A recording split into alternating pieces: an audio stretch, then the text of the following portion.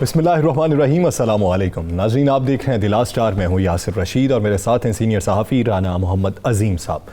नाज़रीन, Pakistan peoples party के chairman Bilawal Bhutto Zardari इन दिनों गिलगित बल्तिस्तान में मौजूद हैं, जहाँ पर इंतखाबी इलेक्शन के हवाले से उन्होंने वहाँ पर कैंपेन भी जारी रखे हुए हैं और अब तक की जो इत्तलात सामने आई उसके मुताबिक उनका ये 22 रोज़ा दौरा है। 25 तारीख को कोयटा में जलसा होने जा रहा है। बहुत सी खबरें गर्दिश कर रही हैं, उनमें से सदाकत कितनी खबरों में है, कौन सी महज अफवाहें हैं कि क्या पाकिस्तान पीपल्स पार्टी कोयटा के जलसे में अदम दिलचस्पी का इजहार कर रही है? क्या बिलावल भुट्टो ज़रदारी कोयटा के जलसे में जाएंगे? अगर जाएंगे तो क्या ज़ाती हैसियत में जाएंगे या फिर वीडियो लिंक के ज़रिए खिताब करेंगे? इन बातों में इन सवालात के जवाबात क्या हैं? इसी पर बात करने के लिए पाकिस्तान पीपल्स पार्टी के सीनियर रहनुमा नवीद कमर साहब ने हमें ज्वाइन किया है। नवीद कमर साहब, बहुत शुक्रिया आपके वक्त का। नवीद कमर साहब, ऐसे वक्त में कि जब कोयटा का जलसा भी स्केड्यूल था और पहले से भी आपका जो गिलगित बल्तिस्तान का दौरा था बिलावल भुट्टो ज़रदारी साहब का, वो भी शेड्यूल था, तो ऐसे वक्त में किसी ने कोयटा के जलसे की तारीख आगे बढ़ाने की बात नहीं की कि तारीख जिस तरह पहले आगे बढ़ाई गई अब की बार भी थोड़ी सी आगे बढ़ा दी जाती? और अगर नहीं बढ़ाई गई तो क्या बिलावल भुट्टो ज़रदारी कोयटा के जलसे में शिरकत करने में दिलचस्पी रखते हैं? बिस्मिल्लाहिर्रहमानिर्रहीम। मेरा ख्याल है कि इस सवाल का जवाब तो बिलावल साहब खुद भी बहुत कैटेगोरिकली और क्लियरली दे चुके हैं कि बिल्कुल शिरकत रहेगी उनकी। अब सवाल ये है कि पहला तो जो ऑप्शन है और हत्तल इम्कान कोशिश इसकी होगी कि जो फ्लाइट है वो इस तरह से मिल जाए, कोई जहाज़ इस तरह से अरेंज हो जाए कि वो डायरेक्टली स्कर्दू से फ्लाई करेंगे कोयटा के लिए और कोयटा का जलसा अटेंड करने के बाद वापस स्कर्दू आ जाएंगे। ये हमारी टॉप प्रायोरिटी है और इसी पे वर्किंग हो रही है। और खुदा न खास्ता कोई अगर रुकावट होती है या कोई और वजूहात की वजह से ये मुमकिन ना हुआ तो फिर वो जो है ऑनलाइन खिताब करेंगे, जैसे बाकी जो रहनुमा हैं नवाज शरीफ साहब भी करते रहे हैं वगैरह, तो वो करेंगे। तो शिरकत तो हर कीमत पे होगी और कोशिश होगी कि फिजिकली वहाँ मौजूद हो। नवीद कमर साहब, आप बिलावल भुट्टो साहब की पूरी तकरीर में सबसे बड़ा इशू महंगाई और अवाम के होता है कि अवाम के जो मसाइल हैं और पाकिस्तान की मुआशी सूरत हाल, जबकि इसके बरक्स जो है मियाँ नवाज शरीफ उनकी तकरीर का टारगेट अदारे होते हैं। तो आप क्या समझते हैं कि इस वक्त टारगेट क्या होना चाहिए? देखिए, ये इस लिहाज से सवाल नहीं बनता कि सबसे पहले तो चीज़ ये है कि हमारा जो मुल्क का सबसे बड़ी प्रायोरिटी जो है वो अवाम के मसाइल होते हैं और होने भी चाहिए। और अवाम का इस वक्त सबसे बड़ा मसला, मुझे आपको बताने की या हमारे जो सुनने वाले हैं उनको बताने की ज़रूरत नहीं कि सबसे बड़ा मसला इस वक्त महंगाई का है। महंगाई, उसमें फूड इन्फ्लेशन को खास कर, लेकिन बाकी महंगाई भी जो है आसमान को छू रही है। तो उस इशू को ना टच करना या उसके बारे में जो है वजाहत गवर्नमेंट से ना मांगना, मेरा ख्याल है कि यह मुनासिब नहीं है। बाकी जो सियासी माहौल है, मौजूदा हुकूमत, उसके तरीक़ेकार, उसका इलेक्शन का में जिस तरह से वो आए हैं वगैरह वगैरह, उस पे भी हर एक जो है अपनी राय देता है। मियाँ नवाज शरीफ साहब जो हैं वो थोड़ा सा सख्त लहजा इस्तेमाल करते हैं और बाकी जो लीडरान है वो अपने अपने तरीके से ये बात करते हैं, लेकिन इसमें तो कोई शक नहीं। यानी आपकी बात मानते हैं कि मियां नवाज शरीफ साहब का जो लहजा है वो थोड़ा सा सख्त होता है? पूरी बात बेमकसद होती है। जी बताइए। जी दोबारा से कहें जी। ये यानी आप ये मानते हैं कि नवाज शरीफ साहब का लहजा जो है वो कुछ सख्त है, वो थोड़ी सी नरमी उसमें होनी चाहिए या अल्फाज का बेहतरीन चुनाव होना चाहिए? भाई, वो मियां नवाज शरीफ साहब 3 दफ़ा वज़ीर आज़म रह चुके हैं, उनको एक बहुत बड़ी पॉलिटिकल पार्टी के सरबराह हैं। जाहिर है कि उनको समझ है क्या क्या उनको लहजा रखना चाहिए या नहीं रखना चाहिए, वो उनको कोई और तो नहीं बता सकता कि आप ये करें या ना करें। हम अपनी पार्टी पे ज़रूर जो चीज़ें हैं वो डिस्कस करते भी हैं और जो मशवरा है अपनी लीडरशिप को ज़रूर देते हैं, लेकिन जाहिर है कि हर पार्टी अपना अपना फैसला खुद करती है। नवीद कमर साहब, आपने एक असम्बली के अंदर भी हमेशा मुस्बत किरदार अदा किया है। आपकी तरफ से कभी कोई ऐसी बात सामने नहीं आई कि जिससे ये लगे कि आप कोई और काम करना चाह रहे हैं? आपने हमेशा मुस्बत किरदार अदा किया, असम्बली हो असम्बली के बाहर हो। आप समझते हैं कि मियां नवाज शरीफ, मैं एक पॉलिटिकल वर्कर आपसे कह रहा हूँ, मैं ये नहीं कह रहा कि कोई सियासी जमात या दूसरे, एक पॉलिटिकल वर्कर, एक पार्लियामेंटेरियन, आप समझते हैं कि नवाज शरीफ जो ज़बान इस्तेमाल कर रहे हैं ये मुल्क के लिए बेहतर है? देखिए, मुल्क के लिए तो बेहतर ये है कि जो लोग हैं, लोगों की चॉइस का जो उनका जो मेन नारा है वोट को इज्जत दो, उसका मकसद क्या है? मकसद भी यही है ना कि लोग को इलेक्ट करें, उन्हीं को हुकूमत करने का मौका दिया जाए और जब लोग चाहें तो उनको हटाना तो वो उनको हटा सकें। ये है लबाब। तो नवीद कमर साहब, जैसा कि मौलाना फजलुर रहमान ये कहते हैं कि हमें बाकायदा नाम लेके एतराज़ नहीं करना चाहिए, जबकि मियां नवाज शरीफ साहब तो अब तो बाकायदा नाम ले रहे हैं। आप दोनों में से किसके मौक़िफ़ की तायीद करते हैं? नाम नहीं लेना चाहिए या लेना चाहिए? भाई, ये मैं इस सवाल का जवाब पहले भी दे चुका हूँ कि हर एक का अपना अपना तरीका है। हमारी पार्टी का जो तरीका है आपने भी देखा है, आपने खुद इस वक्त मेंशन किया कि हम समझते हैं कि ज़्यादा मुनासिब बात ये है कि हम जो गवर्नमेंट है उस पर फोकस रखें और गवर्नमेंट की जो गलत इक़दामात हैं या गलत पॉलिसी हैं उन पे फोकस रखें। लेकिन साथ साथ ये ज़रूर कहें कि हुकूमत जो है वो लेजिटिमेट होनी चाहिए, वो आइन के मुताबिक होनी चाहिए और आइन के मुताबिक ही फंक्शनिंग होनी चाहिए, न सिर्फ एग्जीक्यूटिव की बल्कि पार्लियामेंट की, जुडिशरी की, आर्म फोर्सेस की और हर इदारे की।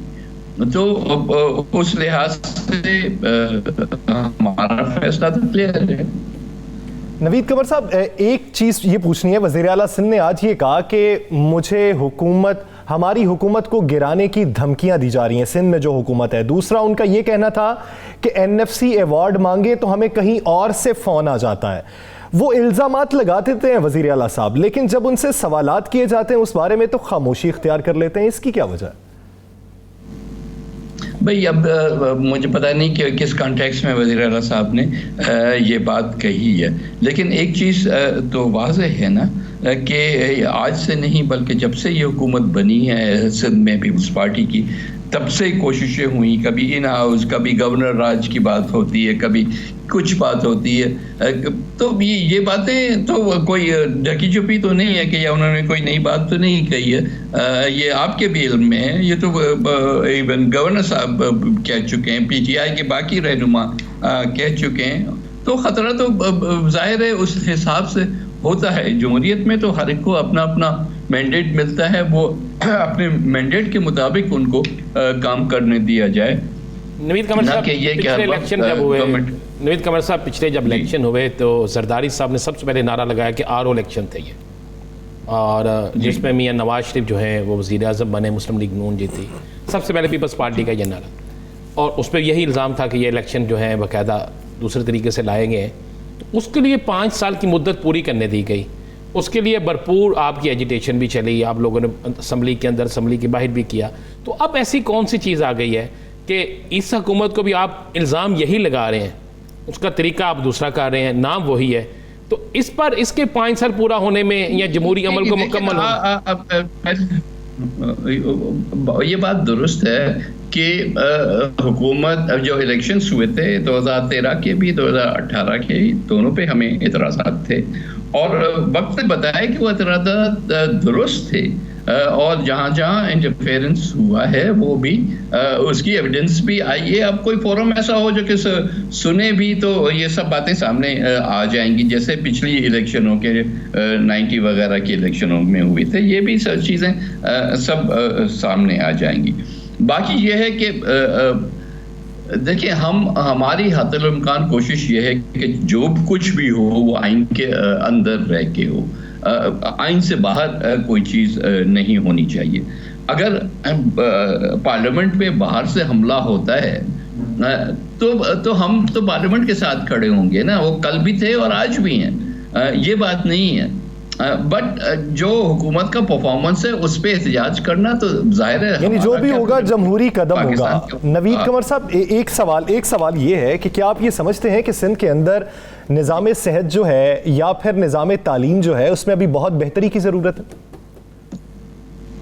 देखिए, पाकिस्तान में कौन सी जगह है जहां खासकर सोशल एरियाज में जहां बेहतरी की जरूरत नहीं है? तो फिर आज बिलावल भुट्टो जरदारी साहब ने मेरी बात सुन ले ना, आपने सवाल किया तो जवाब सुन ले। फिर मुझे ये बताएं कि जितनी हॉस्पिटल्स जो इस वक्त इनमें फंक्शन कर रही हैं, जो कि गवर्नमेंट के उस पे चल रही हैं, उसमें NICVD भी है, उसमें SIUT भी है, इसमें हमारा गंबट का लिवर ट्रांसप्लांट का हॉस्पिटल भी है।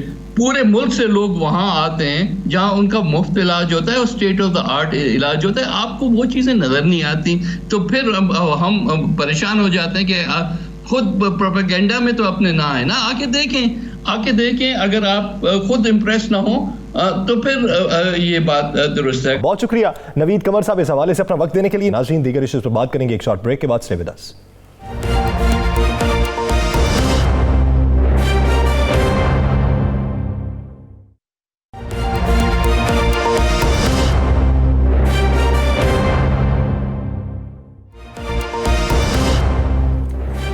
Welcome back. नाज़रीन, मियां मोहम्मद नवाज शरीफ साहब को वतन वापस लाने के लिए पाकिस्तानी हुकूमत की जानिब से बरतानवी हुकूमत को एक ख़त लिखा गया।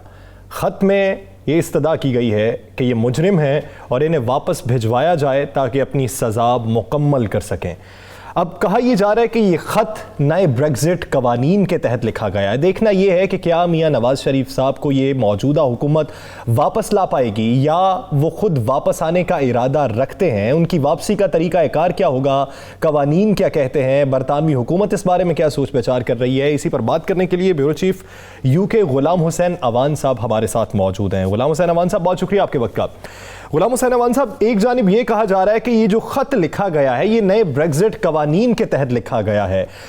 दूसरी जानिब वज़ीर इत्तलात शिबली फराज ये कहते हैं कि हम कोशिश कर सकते हैं लेकिन उनको वापस लाने के लिए कोई ऐसा कानून पाकिस्तानी और बरतानवी हुकूमत के दरमियान नहीं है। आप क्या समझते हैं, क्या कोई ऐसा कानून या ऐसा कोई रास्ता है जिससे उनकी वापसी मुमकिन हो सके? बहुत शुक्रिया यासर। सबसे पहले तो आपको ये बताऊं कि बिल्कुल ठीक है, बाकायदा ऐसा मुआहदा कोई मौजूद नहीं है जिसके तहत मुल्ज़मान की हवालगी की जाए। लेकिन मियां नवाज़ के मामले में एक स्पेशल सर्कमस्टांसिस वो ये हैं कि मियां नवाज़ चूँकि पाकिस्तान में सज़ा याफ्ता हैं अदालतों से, और जब इनको यहाँ पर बरतानिया ये आए थे तो जो ख़त भी लिखा गया था तो उसमें ये बताया गया था कि इस तरह मियां नवाज़ शरीफ इलाज की गरज से जो है वो बरतानिया आ रहे हैं। तो है ये सज़ा याफ्ता लेकिन इलाज की गरज से आ रहे हैं। तो लेटर में ये भी लिखा गया था कि इनको फैसिलिटेट किया जाए। अब चूंकि मियां नवाज शरीफ यहाँ पर इलाज की गरज से मुकीम है, उनका इलाज हो रहा है या नहीं हो रहा है ये एक अलग बहस है, लेकिन वो इलाज की गरज से यहाँ पर मौजूद हैं। नॉर्मली ये होता है कि जब किसी के पास बरतानिया के अंदर विजिट वीज़ा होता है तो उसको 180 दिन से ज़ायद वो यहाँ पर स्टे एक वक्त में नहीं कर सकता। चूँकि मियां नवाज शरीफ को तकरीबन 1 साल होने को है, वो कंटिन्यूसली इसी मुल्क के अंदर रह रहे हैं। हमारी इतलात के मुताबिक वो यहाँ से बाहर भी नहीं गए। तो इसका ये मतलब है कि उनको मेडिकल ग्राउंड के ऊपर कुछ एक्सेप्शन जो है वो बरतानवी हुकूमत से की तरफ से जो है वो दी जा रही हैं। एक तो कोरोना वायरस की वजह से ज़ाहिर है बहुत सारे इलाज नहीं हो पा रहे, एक तो वो बात है। दूसरी बात ये कि कोई भी यहाँ पर नॉर्मल विजिटर भी हो तो अगर वो मेडिकल ग्राउंड के ऊपर अपना वीज़ा एक्सटेंड कराना चाहे तो होम ऑफिस के अंदर जो है वो एप्लीकेशन दायर करके एक्सटेंड करवा सकता है। चूँकि मियां नवाज शरीफ एक हाई प्रोफाइल केस है तो डेफिनेटली इन्होंने होम ऑफिस से ये प्ली ली होगी कि हम यहाँ पर जो है वो उनका इलाज जारी है तो वो फिल वक्त पाकिस्तान नहीं जा सकते। इसके अलावा जो आपने ब्रेग्जिट वाली बात की वो आपने बिल्कुल ठीक कहा कि जो नए कवानीन हैं उनके तहत ऐसा है कि जो भी अनएक्सप्लेन्ड वेल्थ ऑर्डर के तहत जो यहाँ पर मौजूद हो, उनको अगर ये साबित हो जाता है इस कंट्री के अंदर कि इनकी जो इल गोटन मनी है या यहाँ पर इनके जो सोर्सेज हैं मनी के वो ठीक नहीं है, तो उनको वो मुल्क क्लेम कर सकता है। ये हालिया केस जो है ये हुआ है इंडिया के अंदर, जब एक इंडिया के बिजनेसमैन को जो है वो इंडिया के हवाले किया गया। लेकिन यहाँ पर चूंकि मेडिकल का इशू है दरमियान में, तो इसलिए हम ये अज्यूम कर सकते हैं कि मेडिकल ग्राउंड के ऊपर शायद इतना आसान ना हो। गुलाम अनवान साहब, आप बड़ी वहाँ पे नज़र रखते हैं, मुजाहरे भी हो रहे हैं वहाँ पे, PTI मुस्लिम लीग नून आमने सामने भी है और मियाँ साहब जो रोज़ाना दफ्तर भी आते हैं, सारा कुछ हो रहा है। क्या मियाँ नवाज शरीफ साहब इलाज करा रहे हैं? देखिए, आजकल तो उनका इलाज बिल्कुल नहीं चल रहा है, चूँकि हम तकरीबन जो है वो सारा दिन हमारा वहीं गुजर जाता है, चूँकि हम इसीलिए वहाँ पर जाते हैं कि कोई ऐसी खबर, कोई ऐसी चीज़ जो हमसे वो निकल ना जाए हाथ से। तो इसलिए सारे मीडिया के नुमाइंदे जो हैं वो तकरीबन मियां नवाज शरीफ 9 से 10 बजे तक दफ्तर आ जाते हैं हसन नवाज के, उसके बाद 5 बजे तक वहीं रहते हैं। तो हम भी वहीं पर होते हैं, तो हमने तो कभी देखा नहीं है कि आजकल वो कहीं पर भी इलाज की गरज से जा रहे हैं। और ये इनकी फैमिली भी इस बात को कन्फर्म कर रही है कि वो आजकल उनका इलाज जो है वो नहीं जा रहा। वैसे जो मेडिकेशन है वो तो हो सकता है वो ले रहे हो, लेकिन ना तो किसी क्लिनिक के अंदर ना हॉस्पिटल के अंदर का उनका इलाज जारी नहीं है। और शरीफ फैमिली उसकी वजह ये बताती है, चूंकि कोरोना वायरस की वजह से बहुत सारे जो दूसरे केसेस हैं वो इल्तवा का शिकार हैं, तो इसी वजह से उनका इलाज जो है वो जारी नहीं है, वो ये वजह बताते हैं। लेकिन ये हो भी सकता है कि ये किसी हद तक ठीक हो कि उनकी जो इंटरवेंशन होनी है हार्ट की, वो इसी वजह से जो है वो इल्तवा का शिकार है। अपोजिशन का दावा है कि मियां नवाज शरीफ से गैर मुल्की जो सफारतकार हैं वो भी मुलाकातें करते हैं, और मियां नवाज शरीफ जो आजकल उनका लहजा एकदम बड़ा सख्त हो गया, तो उससे बहुत सी अहम मुलाकातें होती हैं उनकी। क्या कोई ऐसी चीज़ दुरुस्त है? देखें, इस हवाले से स्पेकुलेशंस भी बहुत ज़्यादा है, लेकिन आइए हम वहाँ पे देखते हैं। कुछ लोग उनको ज़रूर मिलने आते हैं, कुछ को हम शनाख्त कर भी लेते हैं और कुछ हमसे शनाख्त नहीं भी होते, और लेकिन उनसे मुलाकात के लिए बिल्कुल लोग आते हैं, सियासी लोग भी आते हैं, गैर सियासी भी आते हैं। ये उनका सिलसिला जारी है, और जो इस बात का सबूत है, क्योंकि मियां नवाज शरीफ ने हमें मीडिया नुमाइंदों को ऑफ द रिकॉर्ड गुफ्तगू के लिए भी कई मरतबा अंदर बुलाया है। वो बगैर कैमरे के वो अपनी जब गुफ्तगू करते हैं, हमारे सवालों का जवाब देते हैं, तो हमें लगता है कि वो जो है वो बिल्कुल एक स्पिरिट के अंदर हैं और उनकी सेहत भी बिल्कुल ठीक लगती है हमें। सही। अच्छा, एक आखिरी जवाब, एक आखिरी जवाब ये दीजिएगा कि क्या उनका शनाख्ती कार्ड या पासपोर्ट ब्लॉक करने से कोई फायदा होगा उनकी वापसी के रास्ते के लिए? देखें, ये तो बल्कि निगेट हो जाएगी बात कि एक तरफ हुकूमत पाकिस्तान जो है वो उनको पाकिस्तान लाने के लिए जो इक़दाम कर रही है, बरतानवी हुकूमत को ख़त लिख रही है, और अगर दूसरी तरफ वो पाकिस्तान में उनका ID कार्ड या पासपोर्ट कैंसिल करती है, तो फिर वो उनको किस तरह लेके आ सकते हैं? इसलिए ये तो खुद ही हुकूमत ऐसे इक़दाम करके निगेट करेगी। हाँ, अगर उनका ID कार्ड या पासपोर्ट जो है वो कैंसिल ना किया जाए, तो वो बरतानी हुकूमत से किसी न किसी लेवल पर बात करे, तो लेकिन उसके बाद भी मियां नवाज शरीफ के पास ऐसे रास्ते जरूर हैं कि वो यहाँ की अदालतों से भी रुजू कर सकते हैं अगर वो ना जाना चाहें तो। यानी कवानीन मौजूद नहीं है, वो अगर बातचीत की जा रही है तो वो इस तरीके से की जा रही है कि हो सकता है कि वो हुकूमत जो पाकिस्तानी हुकूमत है वो उन्हें वापस ला पाए, लेकिन उनके पास मेडिकल ग्राउंड्स पे बहुत सी ऑप्शंस भी मौजूद है। बहुत शुक्रिया गुलाम हुसैन अमान इस हवाले से अपना वक्त देने के लिए। नाज़रीन, दीगर इश्यूज पर बात करेंगे एक शॉर्ट ब्रेक के बाद। Stay with us.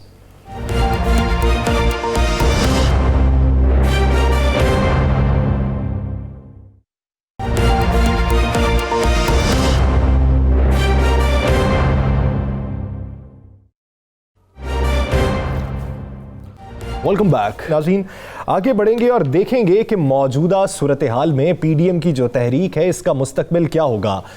Pakistan Tehreek Insaf की जो हुकूमत है नवाज शरीफ साहब को वापस लाने के लिए क्या इकदामात कर रही है, और अपोजिशन के इस बयानिए से निमटने के लिए PTI ने क्या तैयारी कर रखी है, इसी पर बात करने के लिए वज़ीर इत्तलात पंजाब फयाजुल हसन चौहान साहब ने हमें ज्वाइन किया। चौहान साहब, बहुत शुक्रिया आपके वक्त का। चौहान साहब, मुआहिदा तो कोई नहीं है, खत लिख दिया गया है। नवाज शरीफ साहब की वापसी क्या हुकूमत पाकिस्तान की मंशा पे होगी या फिर मियां नवाज शरीफ साहब की अपनी मंशा पे? बिस्मिल्लाहिर्रहमानिर्रहीम।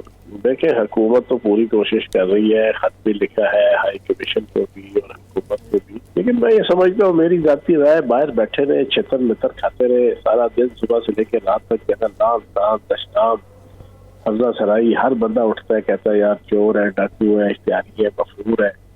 तो ये जो इनकी इज्जत अफजाई हो रही है, मैं ख्याल ये ज्यादा बेहतर है बनस्पत इसके। इनको लाएंगे यहाँ पे 2-2 डिशें देनी पड़ेगी, छोटे गोश्त की निहारी देनी पड़ेगी, हनीस देनी पड़ेगी, इनको पीछे भी 4 डिशें देनी पड़ेगी।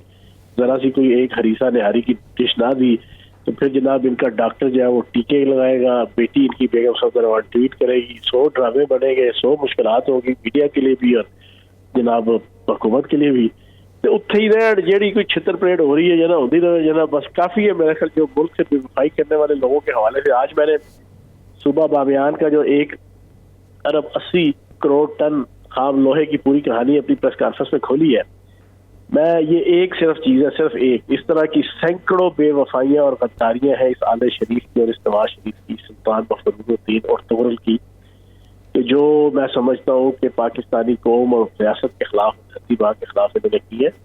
तो जो शख्स ऐसी हरकतें करता है फिर उसकी किस्मत में यही छितर लितर और ये रसवाई आती है। और मेरा ख्याल है ये बाहर बैठे रहे, छितर खाते रहे, बस काफी है।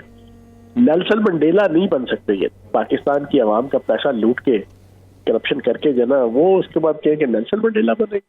ये गवाल मंडेला है, ये गवाल मंडेला ही रहेंगे। चौहान साहब क्या समझते हैं कि इस वक्त जो नए केसेस रेफरेंसेस फिर से दायर हो चुके हैं नैब की जानिब से, कितने रेफरेंसेस होंगे इन पे दायर? मियां नवाज शरीफ साहब पे अभी एक और रेफरेंस दायर हो चुका है जिसमें वो है सिक्योरिटी गाड़ियों वाला, फवाद हसन फवाद भी हैं उसमें, आफ्ताब भी हैं, और इसके अलावा एहसन इकबाल साहब पे नारोवाल वाला जो है क्या नाम है राना सनाउल्लाह साहब, उन पे भी एक करप्शन की तहकीकात की मंजूरी हो गई है। कितनी करप्शन की हुई है, कितने केसेस हैं जो रफ्ता रफ्ता सामने आते रहते हैं? ये बहुत बड़े कलाकार हैं, ये बहुत बड़े फनकार हैं, ये बहुत बड़े अदाकार हैं, ये बहुत बड़े करू है। ये करप्शन की गोर और सोर और फन के जनाब इनसे आगे कोई बंदा नहीं जा सकता। रेफरेंसेस खत्म ही नहीं होते जनाब, इतनी इन्होंने लूटमार की हुई है, अंधी बचाई है, ठीक है ना जी। तो एक दायर करते हैं तो दूसरा आ जाता है, दूसरा दायर करो तीसरा आ जाता है, लेकिन शर्म इनमें कोई नहीं है। फिर भी इनके तर्जुमान आगे कहते हैं अल्लाह का शुक्र है हमारे पे करप्शन साबित नहीं हुई। चौहान साहब अभी हमारे प्रोग्राम में नवीद कमर साहब ने कहा है कि पाकिस्तान पीपल्स पार्टी का अभी तक ऐसा कोई इरादा नहीं है कि वो असम्बलियों से इस्तीफे दे। नवीद कमर आपको पता है पीपल्स पार्टी के बड़े सीनियर तरीन रहनुमा है। तो आज तो उन्होंने हमारे प्रोग्राम में तो ये कह दिया है कि बहुत मुश्किल, हमारा कोई प्रोग्राम नहीं है और सर नहीं देंगे। ये नवाज शरीफ इनके लिए बोझ बन गया इस मिक्स 4 पार्टी के लिए। मैंने देखा आपने भी दिन को मेरा ख्याल कोई 1 बजे प्रेडिक्ट किया था, आपके साथ ही मैंने प्रेडिक्ट कर दिया था पूरी खबर चला के कि आज रात कराची के जलसे में जनाब इनकी तकरीर नहीं होगी। आपने और मैंने इकट्ठे किया था ना, बिल्कुल इसी तरह। और सारा दिन मेरा 2 बजे का बुलेटिन, 3 बजे का, 4 बजे का, 5 बजे का, 6 बजे का, 7 बजे का, 8 बजे का, 9 बजे का, 10 बजे के बुलेटिन में ये खबर चलती थी मेरी तमाम टीवी चैनलों में कि जरदारी ने फैसला किया है और बिलावल ने भाई जी ये 16 तारीख की जो इसने तकरीर की है ये हमारे लिए अज़ाब इलाही बन गया, बोझ बन गया, जना ये सियासी जनाजा बन गया जो उठाने के काबिल नहीं है हमारे। तो जनाब अब उन्होंने तकरीर ना कराने का फैसला किया। सर ये बोझ बन गए हैं। फिर इन्होंने बड़ी डबल गेम की है मुराद अली शाह और बिलावल जरदारी ने बेगम सफदर अवान के साथ और इस पागल और सरफिरे सफदर अवान के साथ। इनको पहले पकड़ के इनको ज़िलीलो खार किया है, बाद में सारा जनाब मुद्दा डाल के वो राजनीति और सरकार 1 और सरकार 2 खेलने लगे हुए हैं जना। इंडियन फिल्मों की जो सियासी स्टोरियां होती हैं, ठीक है ना जी, चेहरा कुछ और है, काम कुछ और किया, दिखा कुछ और रहे हैं। ये सारे डबल गेम करने लगे हैं और ये नहीं चल सकते इकट्ठे, इनके मफादात नहीं है। आज इन्हें हुकूमत छोड़े, इनको पता है कि इस हुकूमत की वजह से बहुत सी चीजों से ये अभी बचे हुए हैं। साहब उन्होंने गवर्नर राज का फिर क्यों रौला डालना शुरू कर दिया? और यार ड्रामेबाज है, बहुत बड़े चक्करबाज ड्रामेबाज है। गवर्नर राज लगाने की जरूरत ही नहीं है। ये 3 साल रह गए हैं, इसके बाद देखिएगा सिंध के अंदर 2/3 अक्सरियत से PTI की और इसके ताकत की बहुत होगी। ये मेरी बात लिख लें। बहुत शुक्रिया फयाजुल हसन चौहान साहब इस हवाले से अपना वक्त देने के लिए। नाज़रीन दीगर इश्यूज़ पर बात करेंगे एक शॉर्ट ब्रेक के बाद। Stay with us.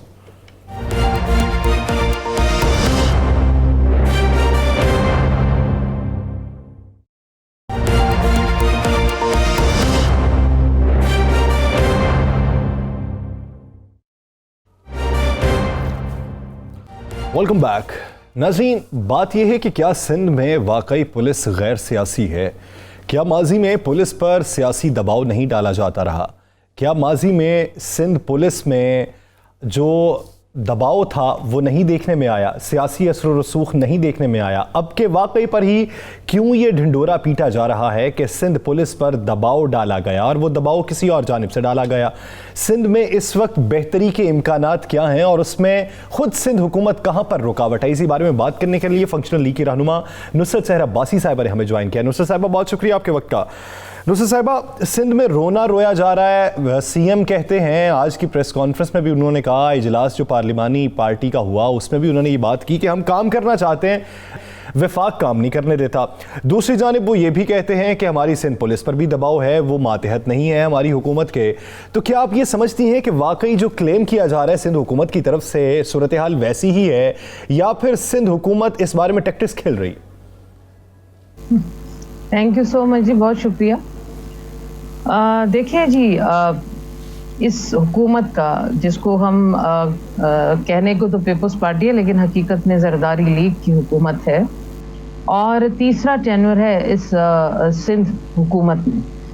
अब तीसरी हुकूमत है इनकी, और पूरी सिंध में कराची से कश्मीर तक जो सिचुएशन है, जो हालात हैं, ख़ास तौर पर सिंध पुलिस के हवाले से, वो कोई ढके छुपे नहीं है। इसमें इतनी ज़्यादा डिटेल्स हैं, इतने ज़्यादा प्रूफ्स मिल सकते हैं, और इतनी खुलेआम ये चीज़ सामने पड़ी हुई है कि पीपल्स पार्टी, ये तो चले इनकी कंटिन्यूटी है हुकूमत की ना, लेकिन इससे पहले भी जब इनकी हुकूमतें रहीं, इन्होंने हमेशा एक चीज़ को फोकस किया, एक चीज़ को, और सबको ये अपने MPs, MNS, सेनेटर्स को ये चीज़ समझा दी गई, ख़ासतौर पर जरदारी साहब की तरफ से, कि पुलिस को अगर हमारे अंडर में रहना है, उसको रखना है, तो हम हर इलेक्शन आराम से जीत सकते हैं और हर काम सिंध में हो सकता है। और वही किया।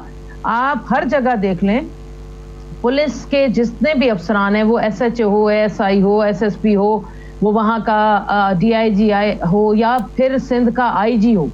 सबसे बड़ी मिसाल मैं आपको देती हूँ AD ख्वाजा की, इसके बाद कलीम इमाम की, इससे पहले भी काफ़ी बशीर मेमन साहब थे, सनाउल्लाह अब्बासी साहब थे। मैं उंगलियों पे गिनती चली जाऊं तो ऐसे ईमानदार अफसरान इस सिंध में रहे, मेरिट पर आए, लेकिन उनको ईमानदारी से काम नहीं करने दिया गया, जो कि प्रूफ पड़े हुए कि जब वो ईमानदारी से काम करना चाहते रहे तो उन पर इतना दबाव पड़ा कि आखिर उन्होंने उनकी मर्जी मानने से इनकार किया तो उनको सूबा बदर कर दिया गया। बहुत सारी मिसालें, बशीर मेमन है, सनाउल्लाह अब्बासी हैं, और AD ख्वाजा की तो वो मिसाल है कि उन्होंने आखिर अपने उस दबाव को जो सिंध हुकूमत की तरफ से था कबूल ना किया, और उन्होंने अपने लिए अदालत से रिलीव लिया, जिसपे पूरी सिंध, पूरा पाकिस्तान उनको सपोर्ट किया, और अदालत ने भी उनको रिलीव दिया।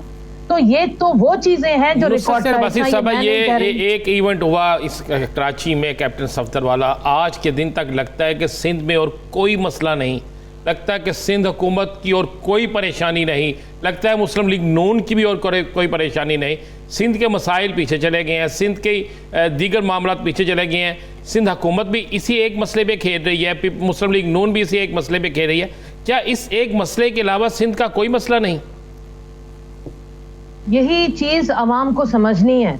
देखिए जी, अवाम को इन्होंने बहुत बेवकूफ़ बना लिया। यकीन माने, हमारे पूरे पाकिस्तान की अवाम और सिंध की अवाम खास तौर पर, इन लोगों को इन्होंने जो वायदे झूठे किए, जो झूठी तसल्लियां, जो झूठे इनको ख्वाब दिखाए, वो अब तो खुदा का वास्ता समझ लो ये लोग सिर्फ अपने मफादात की खेल खेल रहे हैं, अपने इक़्तिदार को हासिल करने। मुझे ये तो बता दे, तीसरा टेन्योर है इस हुकूमत में, बिलावल जरदारी को जरा सी भी अवाम की अहमियत का या इनके दुख दर्द का एहसास होता ना, तो वो ये इन कामों को छोड़कर, एक जो बच गया इनके पास सिंध, और सिंध के कुछ अजला इनके पास रह गए, वहां के लोगों के दुख दर्द को समझते हुए उनके मसाइल को हल करने की कोशिश करते।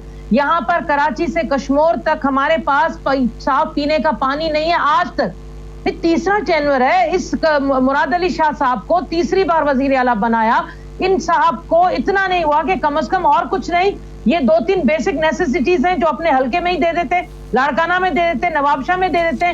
लोगों की जिंदगी जीरन है, लोगों को वो जो उनके घर के करीब उनके जो बेसिक वसाइल है वो उनको नहीं पहुंचाए। बारिशें हो गई, यकीन माने, आप एक दफा, अगर आपके 92 ने बहुत कवर किया, आप थरक पारकर, मीरपुर खास, उमरकोट, सांगड़, ये एक दफा दुनिया देख रही है वहां पर अभी तक फसलें डूबी हुई हैं, मतलब लोग दूसरी काश्त नहीं कर पा रहे, किसान दरबदर हो गए, तबाह हो गए, मर गया किसान। सिंध हुकूमत के नाकदीन में से बिलावल जरदारी को इस चीज का बिल्कुल एहसास नहीं है। नुसरत साहिबा, आप बड़े नाकदीन में से एक हैं। सिंध हुकूमत के जो इकदामात हैं, उन्होंने जो नारे किए, जो वादे अवाम तक पहुंचाए थे, उसको हकीकी समर नहीं आज तक मिल सका।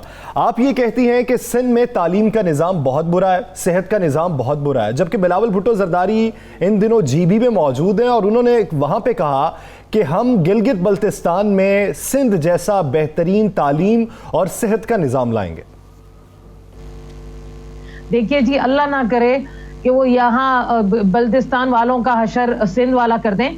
आपको पता है, अगर आप जो रिसर्च की जाती है ना, और जो ऐसी एजेंसियां हैं जो रिसर्च करके रिपोर्टिंग करती हैं कि कौन सा सूबा तालीम में सबसे आगे और सबसे पीछे है, तो यकीन माने जब वो रिपोर्ट हमें दिखाई जाती है, ब्रीफ देते, तो हमारे सर झुक जाते हैं, क्योंकि सिंध सूबा बाकी तीनों सूबों से बिल्कुल पीछे है तालीम के हवाले से।